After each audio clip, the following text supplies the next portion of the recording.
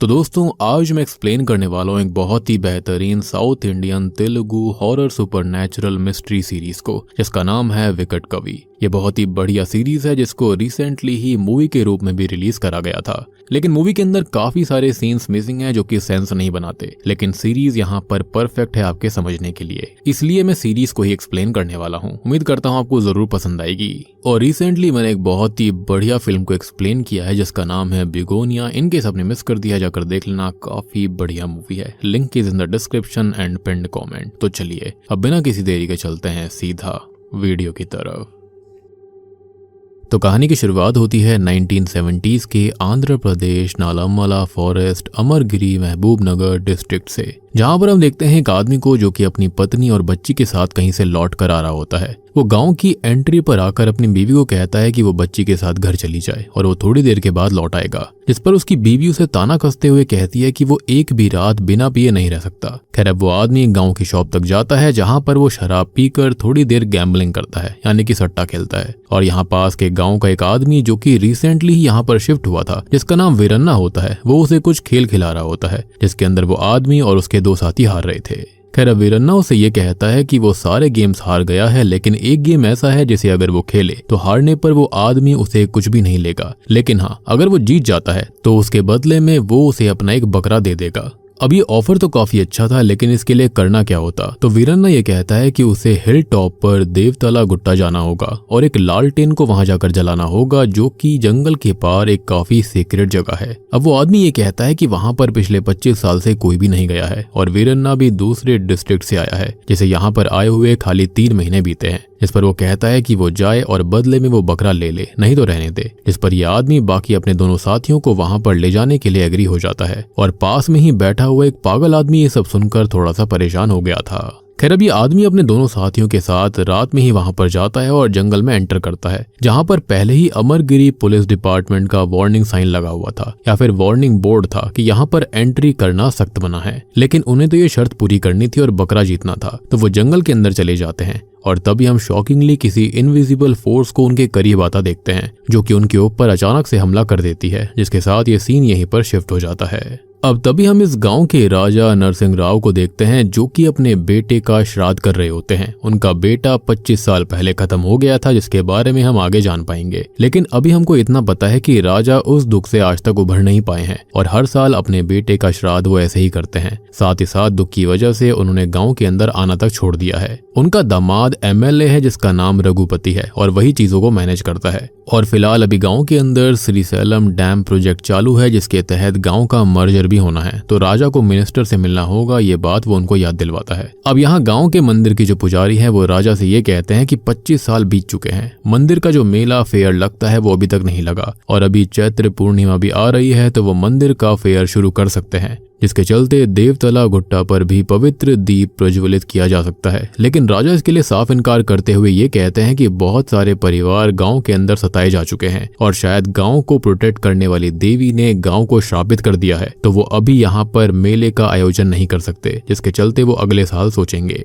अब इसी बीच एक गांव का आदमी बताता है कि इस कर्स ने कितने लोगों को अपने चपेटे में लिया है, तो ये काउंट जो था वो 32 तक पहुंच चुका था। और अभी यहाँ पर कहानी शुरू हुई है और असली पत्ते तो आगे खुलने वाले हैं, जो कि काफी खतरनाक होंगे। खैर अब राजा अपने महल में वापस आ जाते हैं, जहां पर गांव के लोग उनसे हेल्प मांगने आए थे और उन लोगों में उस स्टार्टिंग वाले आदमी की बीवी और बेटी भी शामिल होती है, जो कि अपने पति की हालत से बहुत दुखी है। अब राजा महल के अंदर पहुंचते हैं, जहां पर वो खुद काफी परेशान थे, क्योंकि उनके दिमाग के अंदर एक तड़पन वाली आवाज घूम रही होती है, जो कि महल के ईस्ट साइड के बारे में कुछ कह रही होती है, जिससे कि वो काफी परेशान से थे। अब यहाँ पर उनके दामाद रघुपति गांव के लोगों को दिलासा देते हैं कि सब कुछ ठीक करने के लिए वो पुलिस डिपार्टमेंट के साथ प्रयास करेंगे और उनका एक ही मकसद है गांव और गांव के लोगों को बचाना, जिसके लिए वो जल्दी ही सब कुछ अच्छा कर लेंगे। खैर अब इसके बाद कहानी आती है हैदराबाद में, जहां पर हम देखते हैं उस्मानिया यूनिवर्सिटी के एक होनहार स्टूडेंट रामा कृष्णा को, जो कि अपने टीचर वेणुगोपालम के साथ एक क्राइम सीन पर आया हुआ था। अब आप यहाँ पर ये सोच रहे होंगे कि एक स्टूडेंट यानी कि एक छात्र जो है वो क्राइम सीन पर क्या कर रहा है, तो यहाँ पर हम रामाकृष्णा के बारे में जान पाते हैं। वो एक होनहार स्टूडेंट होने के साथ साथ काफी ज्यादा स्मार्ट है, शातिर है, जो कि पढ़ाई के साथ साथ एक डिटेक्टिव भी है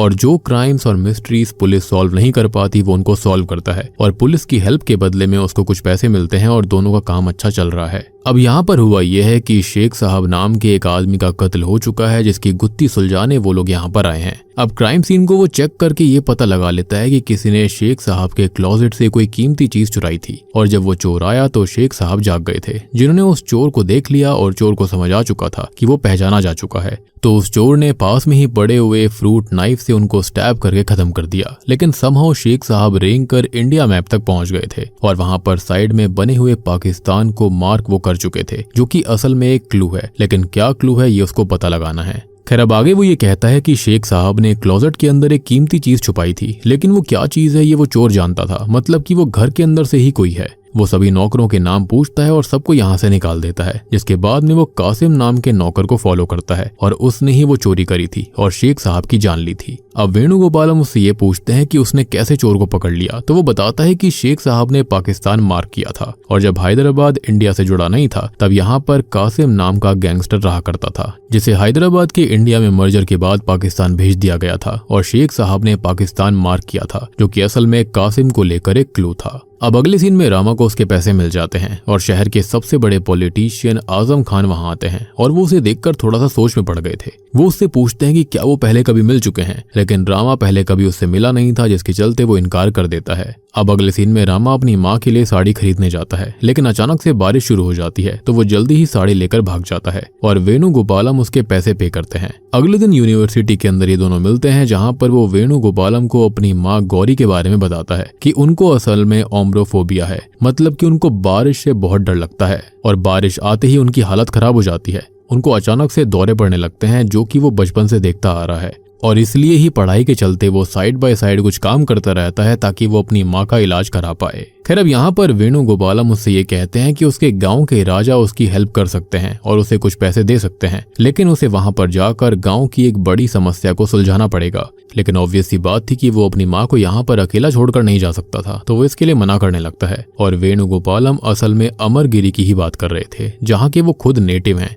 और आज उनको उनके गांव से एक खत भी आया था, जहां पर विक्टिम्स का काउंट काफी बढ़ चुका है, यानी कि 32 हो चुका है। इसके बारे में जानकर वो काफी चिंतित हो जाते हैं। खैर अब रामा हॉस्पिटल जाता है, जहां पर डॉक्टर उसको ये बताते हैं कि उसकी माँ को हार्ट अटैक आया था, जिसके अंदर उनकी हालत काफी खराब है और जल्दी ही उनकी सर्जरी करनी पड़ेगी, जिससे कि वो काफी परेशान हो जाता है। उसके पास इतने पैसे भी नहीं थे। खैर अब वो वेणुगोपालम से बात करता है कि राजा से पैसे मिलेंगे तो वो उनके गाँव जाने के लिए एग्री है, लेकिन बदले में यहाँ पर वेणु को उसकी माँ का ख्याल रखना होगा। खैर अब अगले ही दिन वो अमरगिरी के लिए निकल जाता है, जिसे रास्ते में प्रिंसेस लक्ष्मी लिफ्ट देती है, जो कि उसे पहली नजर में ही पसंद आ गई थी। अब वो अपने बारे में बताता है कि वो एक डिटेक्टिव है जिसे यूनिवर्सिटी के अंदर सभी विकट कवि के नाम से बुलाते हैं और यहाँ पर वो अपने टैलेंट को शो करते हुए लक्ष्मी का नाम पता कर लेता है। वो साइकियाट्री की स्टूडेंट है ये भी जान लेता है। खैर अब वो गांव आकर राजा के महल आता है और उनको वेणु की दी हुई चिट्ठी दिखाता है, लेकिन वो साफ इनकार कर देते हैं कि गांव में कोई दिक्कत नहीं है और वो वापस लौट जाए। ऑब्वियस सी बात है कि राजा को सबकी चिंता थी, जिसके चलते वो उसको भगा रहे थे। लेकिन रामा जो होता है वो इस चीज को सुनकर आश्चर्यचकित हो जाता है और वो वापस लौटने के लिए बस स्टॉप पर जाता है। लेकिन बस आने में अभी टाइम था कि तभी स्टार्टिंग वाले आदमी की बेटी उसके पास आती है और उससे हेल्प मांगती है कि उसके पिता अब उसे और उसकी माँ को भूल चुके हैं, तो वो उनकी हेल्प कर दे, उसके पिता को सब कुछ याद दिला दे। और ये चीज यहाँ पर रामा को ट्रिगर कर देती है, क्योंकि उसके पिता बचपन में ही चले गए थे और तब उसको एक मोटिवेशन मिलता है कि वो डिटेक्टिव बनकर अपने फादर को वापस लाएगा। यानी कि अभी तक रामा को पता नहीं था कि उसके पिता कहाँ पर चले गए और यही वो बात थी जिसके चलते उसने डिटेक्टिव बनना चूज किया था। खैर अब ये बच्ची उसे मंदिर के कक्ष तक लेकर आती है, जहाँ पर सारे 32 लोग कैद थे, जो कि अब पूरी तरह से सब कुछ भूल चुके हैं, पागल से हो चुके हैं और एक अजीब सी ट्रांस जैसी स्टेट में है। और स्टार्टिंग वाले 3 आदमी जो जंगल गए थे वो भी यहाँ पर मौजूद हैं। और अब हमको इतना समझ आता है कि देवतला गुट्टा का कर्ज, जिसके अंदर जो भी जंगल के अंदर जाता है वहाँ का कर्ज उसको मारता नहीं है, बल्कि उनकी मेमोरीज को छीनकर उन्हें जिंदा लाश बिल्कुल ज़ॉम्बी जैसा बना देता है। जिसके साथ पहला एपिसोड यहीं पर खत्म हो जाता है। दूसरा एपिसोड शुरू होता है गांव के ही एक टीचर वेंकटा से, जो कि थोड़ा परेशान है और उसे बार बार कोई अजीब सी आवाज सुनाई देती है। बार बार किसी की प्रेजेंस फील होती है और हम भी जंगल के अंदर उस इविल प्रेजेंस को घूमते हुए नोटिस करते हैं। अब ये जो इविल प्रेजेंस है वो यहाँ पर टीचर के पास पहुंच चुकी है और इससे वो काफी ज्यादा परेशान रहने लगता है। उसकी पूरी जिंदगी तबाह सी हो चुकी है। उसकी नींद, चैन, सुख सब कुछ मर चुका है। यानी कि शारीरिक रूप से उसे कुछ नहीं हुआ था, लेकिन अंदर से वो पूरी तरह से खत्म हो चुका था। और ये हम समझ जाते हैं कि ये कर्स यहाँ पर कैसे काम करता है। ये लोगों को बिल्कुल वियर्ड सा कर देता है, ट्रांस जैसी स्टेट में डाल देता है। खैर अब सीन शिफ्ट होकर रामा पर आता है, जो कि रात के अंदर गांव में मंदिर में ही सोया था। अब अगले दिन उसे पुजारी जगाते हैं और वो उन्हें वेणु गोपालम की चिट्ठी दिखाता है और वो ये कहते हैं कि वेणु यहाँ पर अक्सर किसी न किसी को भेजते ही रहता है, लेकिन यहाँ पर आने वाला एक दिन में ही वापस लौट जाता है, जिस पर वो कहता है कि वो यहाँ पर 4-5 दिन रुकेगा। खैर वो मंदिर के ही तालाब के अंदर स्नान करने जाता है, जहाँ पर वही शुरुआत वाला पागल आदमी उसको देखकर ये कहता है कि वही भगवान है। 25 साल पुराने सवाल का जवाब है जिसे देवी ने खुद भेजा है, लेकिन इस बात को पुजारी जी हल्के में लेते हैं। अब रामा पुजारी जी से पूछता है कि उस कमरे के अंदर इतने सारे लोग बंद हैं, उन्हें हुआ क्या है? तो वो कहते हैं कि वो इसमें ना ही पड़े तो अच्छा है। जंगल के अंदर कोई शैतानी शक्ति है जिससे कि ये सब होता है, लेकिन पुलिस तक इसको सॉल्व नहीं कर पाई, तो वो कैसे करेगा? तो वो इससे दूर रहे और खुद को सेफ रखे। लेकिन रामा तो रामा था, वो ऐसे पीछे नहीं हटता। अब रामा पुलिस स्टेशन जाता है, जहां पर वो ऑफिसर पटेल से मिलता है और पटेल आज एक टीवी लेकर आया था, लेकिन वो उसे ऑन नहीं कर पाता। और तभी रामा एंटीना लगाकर टीवी ऑन कर देता है, जिससे गांव के लोग जो टीवी देखने आए थे काफी खुश हो जाते हैं और पटेल रामा से इम्प्रेस्ड हो जाता है, जो उसने उसकी इज्जत बचा ली। अब रामा यहाँ पर पटेल से गाँव की सिचुएशन, कर्स और उन 32 लोगों के बारे में पूछता है। तो वो बताता है कि गाँव के पास देवतला गुट्टा है, जहाँ पर पिछले 25 साल से कोई नहीं गया। करीबन 2 महीने पहले ये सब शुरू हुआ था, जब एक लड़का और एक लड़की जंगल गए थे और सुबह वो उस हालत में मिले, यानी कि ट्रांस जैसी स्टेट में। और उसके बाद से ही ये सिलसिला चालू हो गया, यानी कि अब तक 32 लोग ऐसे हो चुके हैं। और फिर बात फैलती चली गई कि रात में जो भी जंगल में जाता है वो पागल होकर अपना सब कुछ भूल जाता है। यानी कि रात में जो कोई भी उस जंगल के अंदर जाता है, सुबह वहां पर वो ऐसी हालत में मिलता है कि वो बिल्कुल बेसुध से रहते हैं, उनको दौरे पड़ते हैं। और उसके बाद में उनको रस्सी से बांधकर गांव में लाया जाता है और पवित्र स्नान करवाकर मंदिर के ही उस कमरे में कैद कर दिया जाता है, जिसे पवित्र धागों से भी कवर करा गया है। और सबका मानना है कि ये देवी का श्राप है, लेकिन रामा को इस बात पर भरोसा नहीं था। वो कहता है कि उसे उन लोगों से मिलना है, लेकिन पटेल बताता है कि राजा का आदेश है कि कोई भी उनसे नहीं मिलेगा। जिस पर वो कहता है कि वहां पर उस कमरे के अंदर 31 ही लोग थे, तो 32वां व्यक्ति कहाँ पर है? तो वो बताता है कि वो गांव की प्रोस्टिट्यूट रतम्मा है, जिसे मंदिर के अंदर कैद नहीं कर सकते, तो गांव के लोगों ने उसे गांव के बाहर रखा है।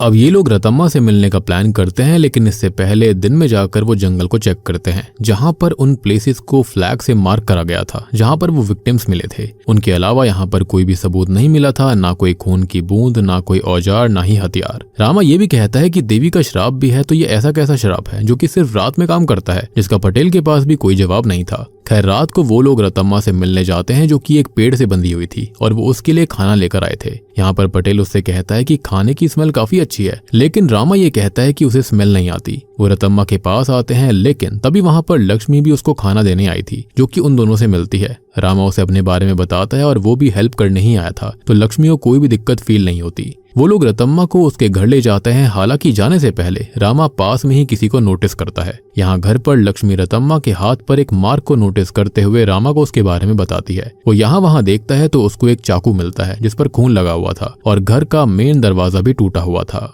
अब इसके चलते वो अपनी एक थ्योरी देता है कि उस रात कोई रतम्मा के घर में घुसने की कोशिश कर रहा था, लेकिन उसने रतम्मा को मारने की कोशिश नहीं करी, बल्कि ये मार्क रतम्मा ने खुद बनाया है, क्योंकि वो पढ़ना लिखना नहीं जानती थी। तो उसने गांव के लोगों को उसी आदमी की पहचान बताने के लिए मार्क बनाया, जिसके जरिए वो उस रात वाले हमलावर तक पहुंच सकते हैं। अब रामा और लक्ष्मी थोड़ी बहुत बात करते हैं, जहाँ पर रामा जो होता है वो डींगे मारने के लिए झूठी मूठी कहानी बनाता है कि राजा ने उससे गुजारिश करी थी, तो वो उनकी हेल्प करने यहाँ पर आ गया। खैर अगले दिन राजा उसे मिलने बुलाते हैं, जहां पर वो लक्ष्मी से मिलता है, जो कि राजा की ही ग्रैंड डॉटर है, यानी कि वो राजा की बेटी है, यानी कि नातिन है। और सबसे बड़ी बात कि वो रघुपति की बेटी है, और ये बात अभी तक यहाँ पर रामा को पता नहीं थी। खैर अब लक्ष्मी अपने नाना जी से रामा के बारे में बात करती है कि वो हेल्प करने आया है और काफी होशियार है और उसको एक मौका दिया जाए। रामा भी कहता है कि उसे अपनी माँ के इलाज के लिए पैसे चाहिए, तो वो ये काम हाथ में ले रहा है। लेकिन राजा उसे ऐसे ही पैसे देने के लिए मान जाते हैं, लेकिन यहाँ से वो वापस जाने के लिए उसे कहते हैं। तो रामा ये बोलता है कि वो बिना काम के पैसे नहीं लेता।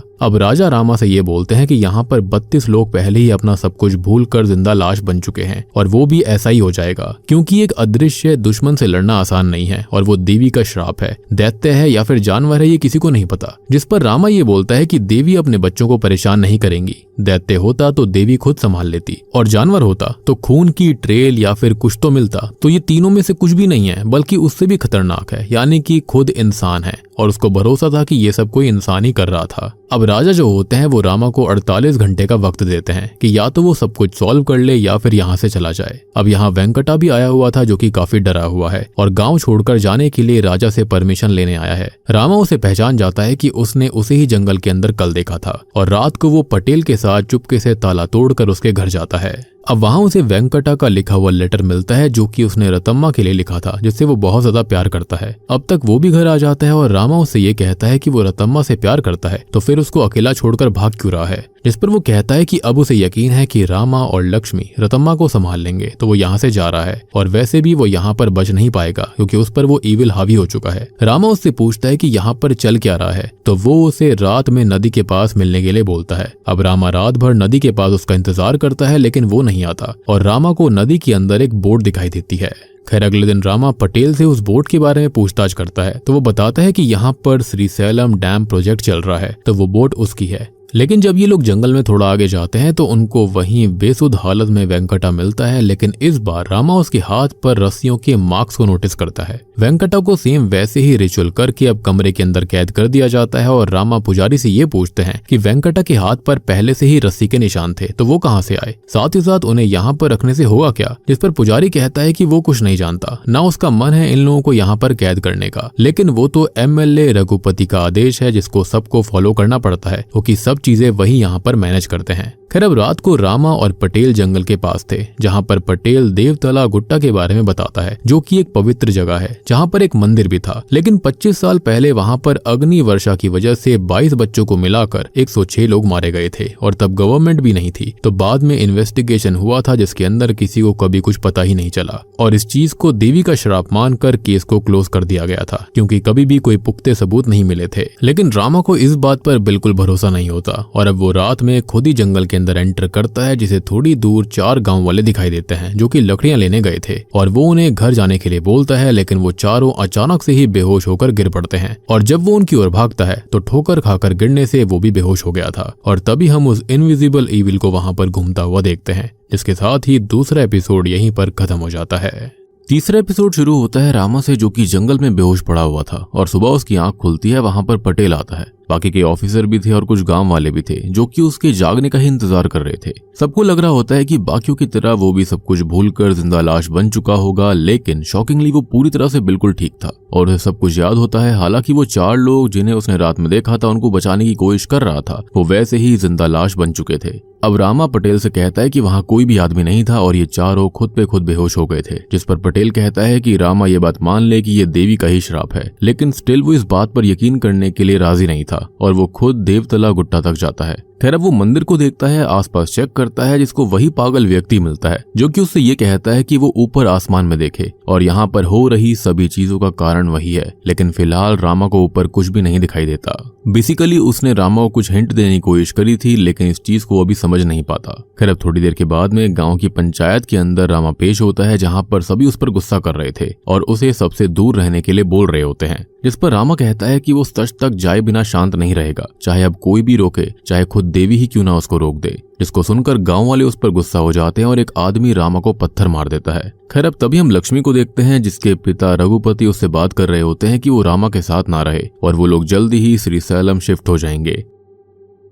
लेकिन लक्ष्मी के अपने पिता के साथ रिश्ते जो थे ना वो कुछ खास नहीं थे। खैर अब जब लक्ष्मी को रामा के बारे में पता चलता है तो वो उससे मिलने जाती है। वो उससे हेल्प मांगता है कि वो एक साइकियाट्रिस्ट है, तो वो आज उसके साथ जंगल जाकर पता करे कि यहाँ पर चल क्या रहा है, लेकिन वो उसे इस बारे में मना करते हुए वापस हैदराबाद जाने की सलाह देने लगती है।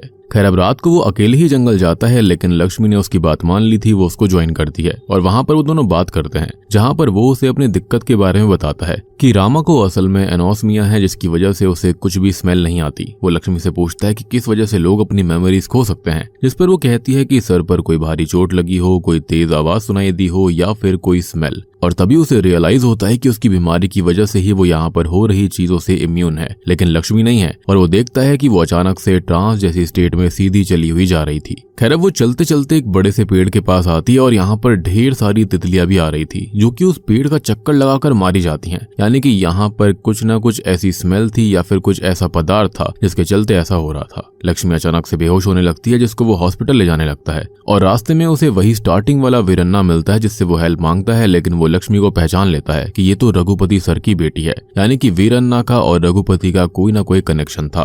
अब वीरन्ना रामा से कहता है कि वो उसकी हट तक चले जहां पर वो लक्ष्मी को हर्बल ट्रीटमेंट देगा, लेकिन यहाँ आने के बाद रामा गौर करता है कि ये कोई हर्बल ट्रीटमेंट नहीं दे रहा है, बल्कि यहाँ तो शॉकिंगली गांव के एक आदमी यानी कि वीरन्ना के पास में फर्स्ट एड बॉक्स है, एंटीडोट भी है और तो और रामा को जो पत्थर लगा था वो भी यहाँ पर मौजूद था जिसके ब्लड को वीरन्ना टेस्ट कर रहा था। एंड ऑब्वियस सी बात है कि उसके ब्लड को वो इसलिए टेस्ट कर रहा था क्योंकि वीरन्ना को यहाँ पर बहुत ही वियर्ड चीज लगी थी कि जंगल में जाने के बाद भी आखिरकार रामा को कुछ हुआ क्यों नहीं। उसको लग रहा था कि उसके खून में कुछ ऐसी चीज होगी जिससे कि वो इम्यून था, लेकिन हम जानते हैं कि यहाँ पर बात खून की नहीं थी बल्कि उस चीज की थी जिसके चलते रामा को स्मेल नहीं आती। खैर अब रामा उससे सवाल जवाब करने लगता है तो वीरन्ना उसको पीट कर ये कहता है कि आज फुल मून नाइट है और आज उस पेड़ की स्मेल पूरे गांव में फैल जाएगी जिससे कि पूरे अमरगिरी गांव के लोग माइंडलेस हो जाएंगे। अब वो रामा को ही जलाने के लिए हट में आग लगा देता है, लेकिन रामा उससे बचकर लक्ष्मी को लेकर यहाँ से निकल जाता है। अब वो गांव वालों को देखता है जो कि अब पूरी तरह से माइंडलेस हो चुके थे, इवन दो राजा भी इसी हालत में था, और अब वो जंगल वापस जाता है। पटेल की गन लेता है और रास्ते में उस पर वीरन्ना हमला करता है, लेकिन वो उसे पीट कर जीप के साथ उसी पेड़ से उसे क्रैश करवा देता है और शूट करके जीप को ब्लास्ट कर देता है जिससे कि वो पेड़ जल गया था, जिससे कि ये टॉक्सिन्स बाहर निकल रहे थे।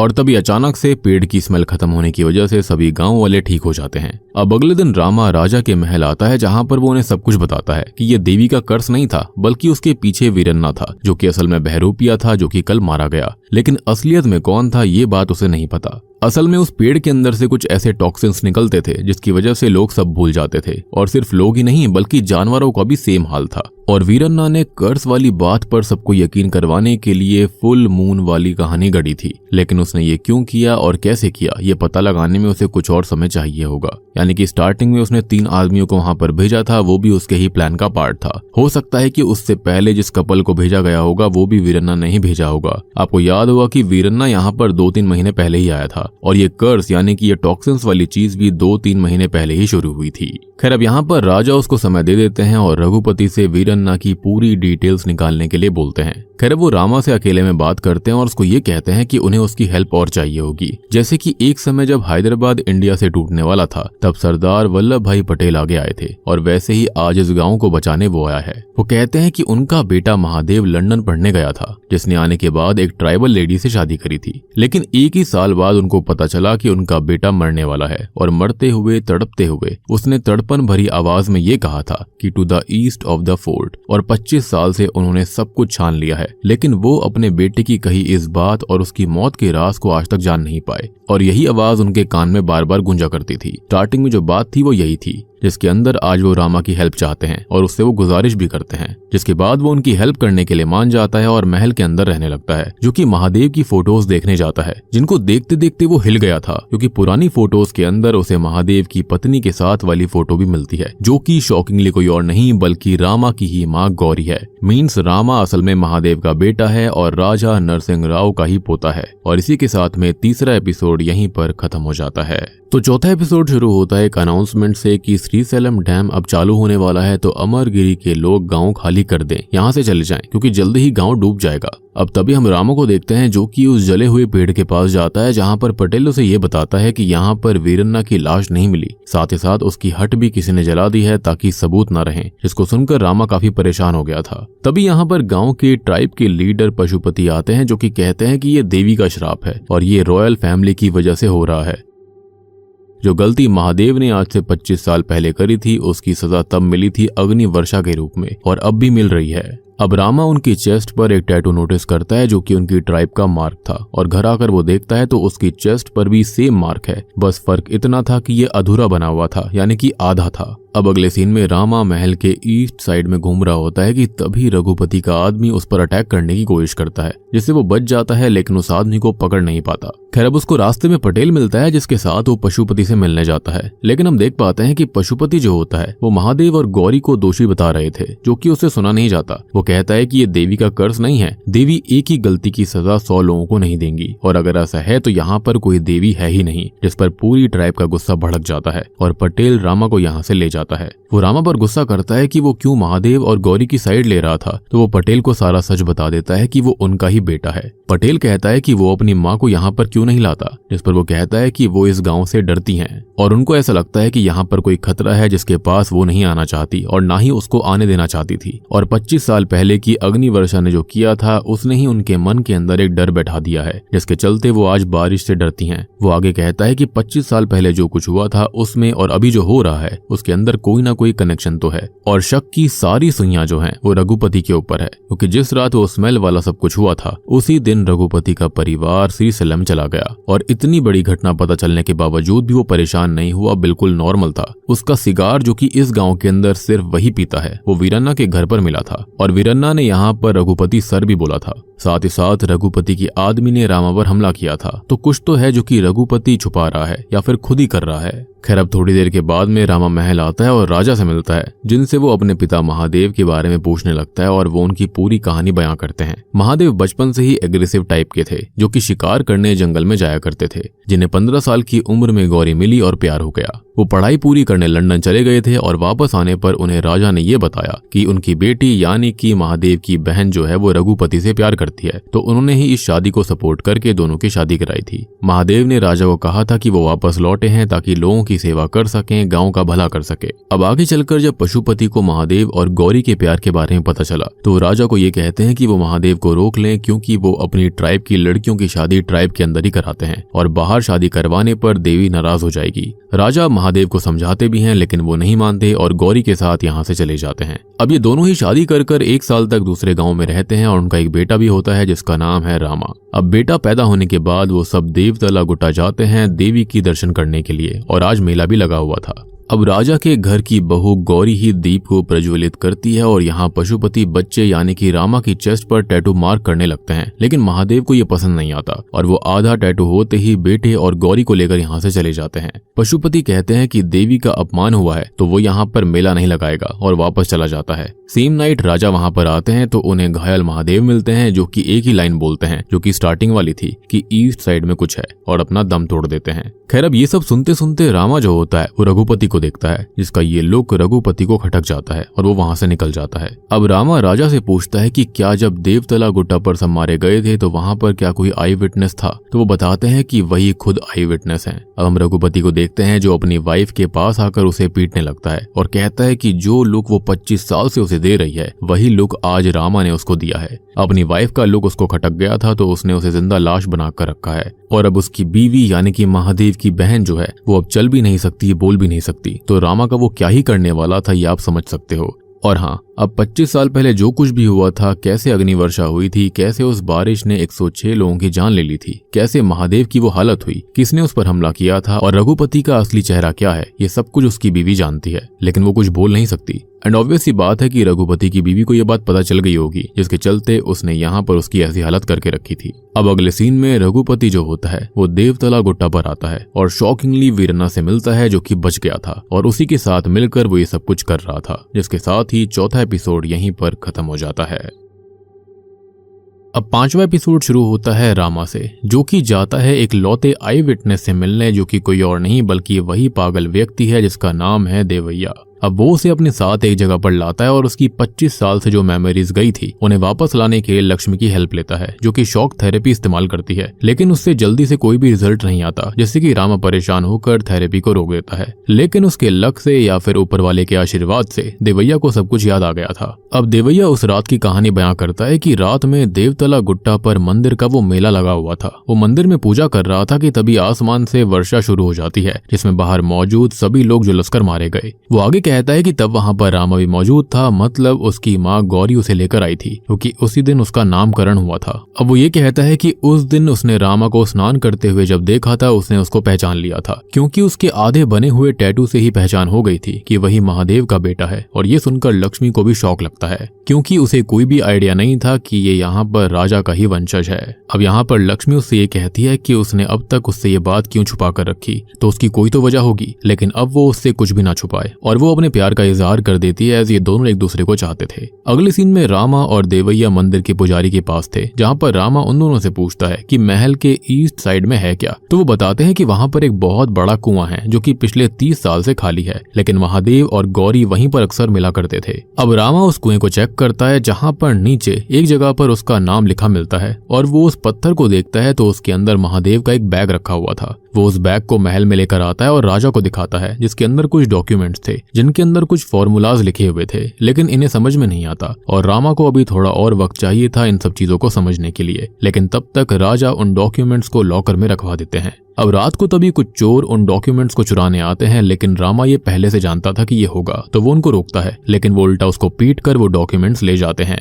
अब अगले दिन डॉक्टर राजा को बताते हैं कि रामा की हालत काफी खराब है और उसको डिस्ट्रिक्ट ले जाना होगा, और रघुपति भी ऐसा बोलकर राजा को भेज देता है। अब रात को हम उन्हीं चोरों को देखते हैं जो कि महल में वापस आए थे, क्योंकि वो डॉक्यूमेंट जो उन्होंने चुराए थे वो रामा बदल चुका था। और अंदर आने पर उनको रामा मिलता है जो कि एक चोर से कहता है कि वो सब कुछ जान गया है, तो नकाब हटा लो रघुपति। रघुपति तभी एक आदमी को उस पर हमला करने भेजता है, लेकिन अब तक राजा खुद वहां पर आते हैं और उस आदमी पर गोली चलाकर रघुपति से कहते हैं कि वो उनके पोते पर हाथ उठाने की हिम्मत कैसे कर सकता है, क्योंकि देवैया ने उनको रामा का सच बता दिया था कि वही यहाँ पर महादेव का बेटा है और उनका पोता है। अब सभी लोग रघुपति को बांधकर उससे सच्चाई पूछते हैं, तो वो बताता है कि वो असल में आजम खान के लिए काम करता है। और दोस्तों, अब यहाँ पर खुलते हैं सीरीज के असली पत्ते। तो आज से 25 साल पहले महादेव जब लंदन से लौट कर आया था, तो उसने एक फॉर्मूला बनाया जिससे कि आर्टिफिशियल रेन क्रिएट की जा सकती है। मतलब कि पहले हेलीकॉप्टर या प्लेन की हेल्प से क्लाउड सीडिंग करनी होगी, देन उस क्लाउड से बारिश, और उस फॉर्मूला का नाम उसने वरुणा रखा था।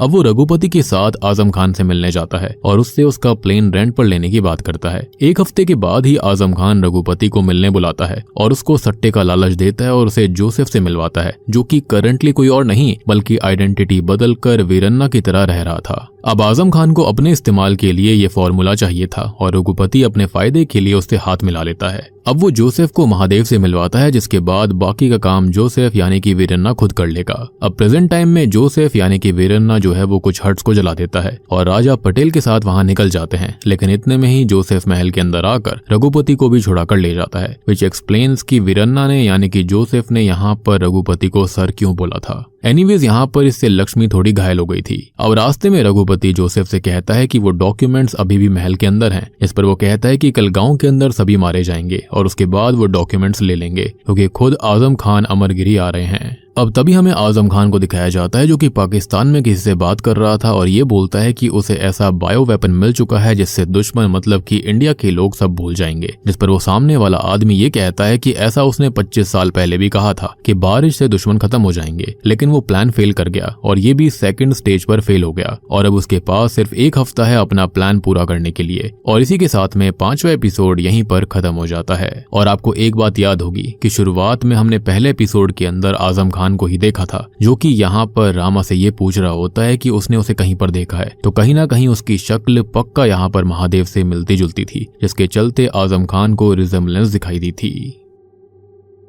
तो इस सीरीज का छठा और फिनाले एपिसोड शुरू होता है रामा की माँ गौरी से, जिन्हें वेणुगोपालम अमरगिरी लाते हैं और वो रामा से मिलती है। वो कहती है कि ये गांव सही नहीं है और उनको यहाँ से चले जाना चाहिए, जिस पर वो कहता है कि उसने वादा किया था कि वो पिता को ढूंढ निकालेगा और आज वो उनके बारे में पता लगा चुका है। और इतना कहकर महादेव की ग्रेव पॉइंट करता है, जिसको देखकर गौरी टूट जाती है, क्योंकि उनको पता ही नहीं था कि अब उसके पति इस दुनिया में नहीं है। अब वो उस दिन का सच बताती है और तभी हम एक फ्लैशबैक देखते हैं। वो रघुपति जोसेफ को महादेव के पास लाता है और महादेव उसे अपने साथ काम पर रख लेते हैं। वो उस पर पूरा भरोसा करते थे, उसको सब कुछ बताया करते थे, लेकिन बस वरुणा का सीक्रेट फॉर्मूला कभी नहीं बताया, यानी कि एग्जैक्ट चीज नहीं बताई थी कि मतलब बादलों को बनाने का फॉर्मूला क्या था। खैर अब ये लोग पहले लैब के अंदर ही टेस्ट करते हैं और एक छोटा सा क्लाउड बनाकर उससे बारिश करवा देते हैं, जिसको देखकर महादेव बहुत ही ज्यादा खुश होता है और उसका अगला स्टेप था ये फॉर्मूला गवर्नमेंट ऑफ इंडिया को सौंप देना ताकि देश का भला हो और फार्मिंग वगैरह चीजें अच्छे से हो सके। अब वो पहली टेस्टिंग के लिए आजम खान से प्लेन लेता है जिसमें जोसेफ जाता है और अभी जंगल पर बारिश करवानी थी, लेकिन तभी जोसेफ जो होता है वो उस प्लेन को देवतला गुट्टा पर ले जाने लगता है और ये देखकर महादेव परेशान हो गए थे। वो समझ चुके थे कि जोसेफ में कुछ तो गड़बड़ थी। फिर अब आजम खान उसको सच बता देता है कि उसका प्लान क्या है और उसे ये फॉर्मूला चाहिए। बदले में वो महादेव को अच्छी जिंदगी देगा जिसके साथ रघुपति मिला हुआ था, लेकिन महादेव देश को अपने लोगों को धोखा नहीं दे सकता था, तो वो इसके लिए मना कर देता है। अब आजम खान उससे कहता है कि अगर वो नहीं माना तो आज देवतला गुट्टा पर आग बरसेगी, क्योंकि जोसेफ को उस फॉर्मूला की कुछ चीजों का आइडिया लग चुका था जिसको वो ऑल्टर कर चुका है। और जब रघुपति महादेव को अपने बच्चे रामा के ऊपर टैटू के बहाने से लेकर गया था तो वहां पर ऐसा करा गया, यानी कि ये फॉर्मूला ऑल्टर करा गया और अब वहां पर ऐसे ड्रेन होगी अगर वो नहीं मानेगा तो। अब महादेव इससे बहुत परेशान होकर देवतला गुट्टा जाता है क्योंकि वो इसके लिए रेडी नहीं था, लेकिन अब तक आजम खान ने जोसेफ को सिग्नल दे दिया था जिससे कि वो बारिश करवा देता है और अब मौत बनकर वो ऐसे ड्रेन सबको जला डालती है। ये नजारा गौरी देख लेती है और इसी की वजह से उसे रेन का वो ट्रॉमा था। खैर महादेव अपनी बीवी गौरी को संभालता है और हैदराबाद भेजने की तैयारी कर लेता है और जाने से पहले वो अपनी बीवी को अपने बच्चे का नाम बताता है जो कि रामा कृष्णा रखा गया था और वो उसे आखिरी बार गले लगाता है। वो अपनी बीवी गौरी से वादा लेता है कि चाहे जो कुछ भी हो जाए, जब तक वो ना कहे तब तक गौरी इस गांव में लौटकर वापस ना आए। और उसके बाद वो चली जाती है जिसे पता ही नहीं चला था आज तक कि उसके पति के साथ क्या हुआ था, यानी कि अब वो इस दुनिया में नहीं रहे थे। एनीवेज अब महादेव उस सीक्रेट फॉर्मूला के डॉक्यूमेंट्स को उस कुएं के अंदर छुपा कर लौट रहे थे कि तभी रघुपति उनसे मिलता है और स्टैप करके खत्म कर देता है। खैर प्रेजेंट टाइम में रामा साबित कर चुका था कि 25 साल पहले जो कुछ भी हुआ था और आज जो कुछ हो रहा है उसके अंदर ना देवी का श्राप है ना ही उसके माता पिता की कोई गलती है। और पशुपति उससे माफी मांगता है, साथ ही साथ राजा भी गौरी से माफी मांगते हैं। अब वो रामा से पूछते हैं कि आगे क्या करना है, तो वो ये कहता है कि अब उन्हें 25 साल बाद देवतला गुट्टा के मंदिर का मेला फिर से चालू करना पड़ेगा और वो जानता है कि आजम खान यहाँ पर जरूर आएगा, यानी कि बंदूक के साथ, लेकिन उससे लड़ने के लिए उसके पास भी हथियार होंगे। लेकिन उसके पास हथियार कहाँ से आएंगे? तो आपको याद होगा कि वो आधा चांद जो कि रतम्मा ने अपने हाथ पर बनाया था और वेंकटा ने उसे नदी पर बुलाया था, वो दोनों ही बोट के बारे में बताना चाहते थे जिस पर जोसेफ ने कुछ छुपाया है। अब रात को मेला शुरू होता है और मंदिर आज 25 साल बाद फिर से खुल चुका था, जिसकी पहली ज्योति रामा ही जलाता है और फिर देवी का अभिषेक किया जाता है। अब पूजा शुरू होती है जिनके चरणों में गौरी की बहू यानी कि लक्ष्मी ही दीप प्रज्वलित करती है, जैसे कि आज से कई साल पहले करा गया था, यानी कि 25 साल पहले। अब थोड़ी देर के बाद में ही आजम खान अपने साथियों के साथ वहां पर आ जाता है जो कि सबको होस्टेज कर लेता है। रामा से वो वरुणा फॉर्मूला मांगता है और रामा डर से बता देता है कि वो मंदिर के अंदर ही देवी के चरणों के नीचे है। अब आजम खान, जोसेफ और सारे लोग अंदर जाकर वहां पर खोदते हैं तो वहां से एक केमिकल फूट पड़ता है और ये वही केमिकल था जो कि उस पेड़ के पास था, जिससे कि लोग अपनी मेमोरीज खो रहे थे, जो कि रामा को उस बोट से मिला था। साथ ही साथ उसका एंटीडोट भी वहीं पानी के अंदर डूबा रहता था क्योंकि उसको हमेशा ठंडा रखा जाता। अब वो रघुपति को भी अंदर ले जाता है और सबको अंदर कैद कर लेता है क्योंकि वो तो स्मेल से इम्यून था और अब वो सब अपनी मेमोरीज खोकर जिंदा लाश बन जाते हैं, जैसे कि उन्होंने गांव के लोगों के साथ किया था। अब अगले सीन में सभी गांव के विक्टिम्स को एंटीडोट दे दिया जाता है जिससे कि सब के सब ठीक हो गए थे और रामा अपनी माँ गौरी के दिल से भी रेन का डर निकालने में कामयाब हो गया था। अब इसके बाद में हमें पटेल को दिखाया जाता है जो कि रामा के साथ काम करने लगा था और उसने ही ये किताब लिखी है जिसका नाम उसने विकट कवि रखा है और यही इस सीरीज का और मूवी का नाम भी है। खैर एंडिंग सीन में रामा को दिल्ली से कॉल आता है कि उसको दिल्ली आना होगा क्योंकि उसके पीछे ISI पड़ चुकी है, क्योंकि वहां पर उसने आजम खान को कैद किया था, साथ ही साथ वीरन्ना को भी। एंड ऑब्वियस ही बात है कि ISI इससे खुश नहीं थी और आजम खान ISI से ही बात कर रहा था, यानी कि हम जानते हैं कि अब इसका अगला सीजन भी आने के लिए तैयार है। और बूम, इसी के साथ में विकट कवि सीरीज यहीं पर खत्म हो जाती है। तो दोस्तों ये थी तेलुगु सीरीज विकट कवि की कहानी। उम्मीद करता हूँ कि आपको पसंद आई होगी। अब इसको मूवी की तरह भी रिलीज करा गया है, लेकिन उसके अंदर काफी सारे सीन्स मिसिंग हैं जो कि सेंस बनाते हैं और वो खाली सीरीज के अंदर आपको देखने के लिए मिलेंगे। बाकी यहाँ पर सारी चीजें मैंने आपको ऑलरेडी समझा दी है। इन केस आपको कोई डाउट है तो आप कॉमेंट सेक्शन में पूछ सकते हो। उम्मीद करता हूँ वीडियो पसंद आई होगी। पसंद आई तो वीडियो को लाइक कर दीजिए, चैनल के ऊपर नए हो तो सब्सक्राइब कर लो। तो मैं आप सबको मिलता हूँ अगली वीडियो के साथ में, तब तक के लिए